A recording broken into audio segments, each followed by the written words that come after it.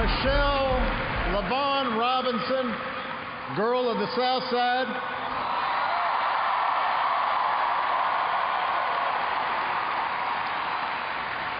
For the past 25 years, you have not only been my wife and mother of my children, you have been my best friend.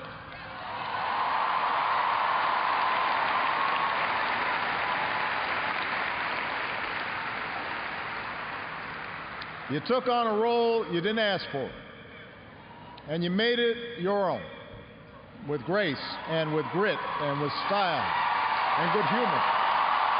Folks, that was President Barack Obama saluting his wife, First Lady Michelle Obama, at his farewell address in Chicago. From the moment she became First Lady of the United States, Michelle Obama reshaped the role into something the country had never seen before. When I interviewed her during her husband's 2008 presidential campaign, she talked about the possibility of being the first black FLOTUS, the importance of her family, and how she became the #1 supporter of her husband's decision to seek the presidency. At every turn, I had to sort of step back from the sort of personal sacrifice that fueled my initial response, and think more broadly, and think about the future, and think about the kind of world that I would want for my girls. I mean, at the very heart of my motivation for supporting Barack is my girls, and the kind of world that I want to hand over to them, and the kind of people that I want to lead the world. And when I think about that broader scheme, I think there's nobody in this world that I would want, nobody with the kind of character, the intellect, the capacity than Barack. So I started thinking, well, the sacrifice I'm making is nothing compared to what we can do for these kids. So here we are. You know, I've never defined myself solely by my jobs. I've had many wonderful careers, and I don't view this as a step back or a huge compromise from a career perspective. I mean, I'm doing some phenomenal things supporting this campaign, and I'm certainly not bored. So that hasn't been as much of a challenge for me. You know, I've been really spending a lot of time trying to make sure that our household stays normal. That's the thing that keeps me up at night. Barack and I, no matter what is gone on in the day, when we talk at night, our conversation is about our daughters. How are they doing? How are they feeling? Are they happy? What's going on in their world? And I think I'm like any mother in that regard, is that I'm trying to keep them grounded. And that's always a challenge. If I were working full-time at my job that paid the health care, right. I would be worrying about the same thing. When other black women see me, they recognize themselves in me. You know, whether it's my shape, the way I dress, the way I walk, that reaffirms us.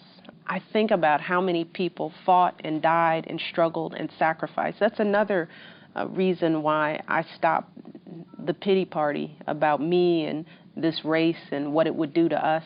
Because basically the sacrifice that we're making is nothing compared to all those who made it possible for us to even be sitting here, breathing in and out. And I have met so many people on these rope lines who break down in tears, people who saw this history. And they have fallen to their knees, just thankful that they're alive to see the day. It's powerful.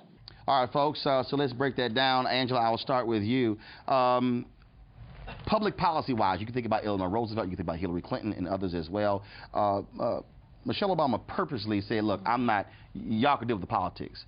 But she gradually, when you talk about her Let's Move initiative, you talk about how she has changed school lunch menus. People hate it, but now you have the calorie counts in restaurants as well. And so that is going to be, I believe, 20, 30 years from now, when they look back on the Obama presidency, that issue of nutrition and obesity, she'll get the credit for it. I think that, and what she's done with military families, causing us to focus on the impact that service has on communities around us, and making sure that we're focusing on their sacrifices. I think the other thing that's important is Michelle Obama continued to rise above every criticism. And like, she got attacked. I mean, like, from the moment they started campaigning, she was the angry black woman. When she said, for the first moment in my adult life, I'm proud of this country, we all related to that. There was a rousing amen corner from Black America, and the fact that it was such a point of criticism drew this very stark contrast that only grew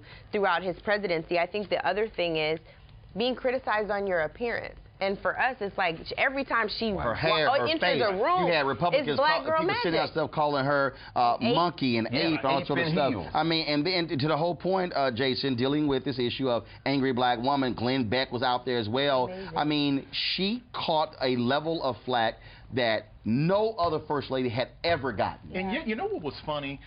The Republicans got caught on their own bigotry when it came to Michelle. You remember the Sensenbrenner story? He was caught at a retirement home and he was making fun of Michelle Obama, and a 78-year-old white woman pulled him over and said, "I love her. You're not going to say."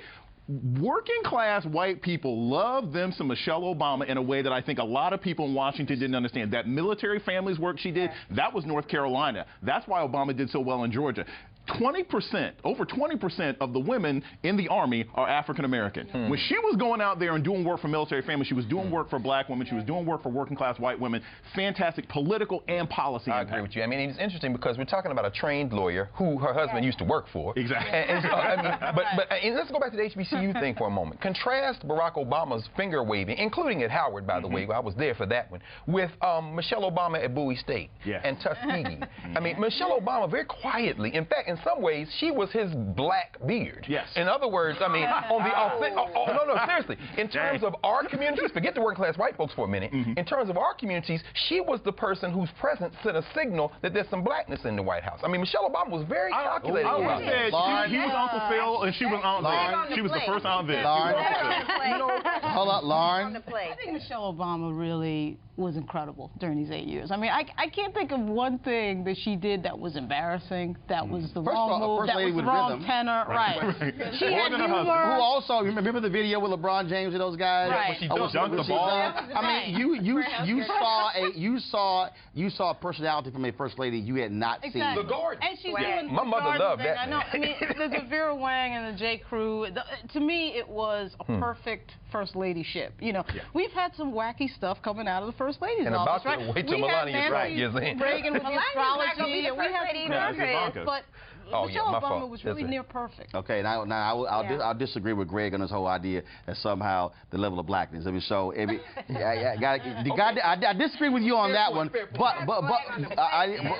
But in terms of when she did go out, she actually spoke a lot more openly about the issue of race and legacy. Wait, this is an important one. Got 30 seconds. Quick. During the convention when she said that her daughters are playing on the lawn of a house built by slaves, it was a perfect closure to something that's been hard. They've struggled to talk about race, and she did it so eloquently. Even though if I was one of them people who worked on the building, I'd have been like, I really don't want you to bring that.